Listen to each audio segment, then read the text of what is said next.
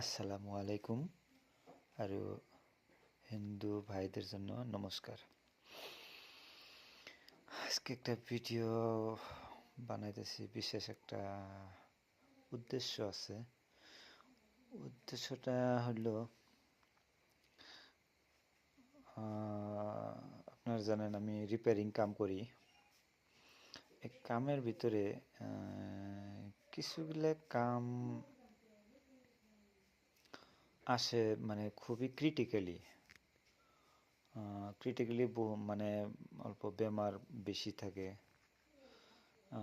মানে find out করে মানে বিটসে বার করাটা খুবই কঠিন হয়ে যায়। কিন্তু কঠিন হওয়ার পরেও বহুত কষ্ট করার পরে চেষ্টা করার পরে হয়তো প্রবলেমটা বিটসে বার করি।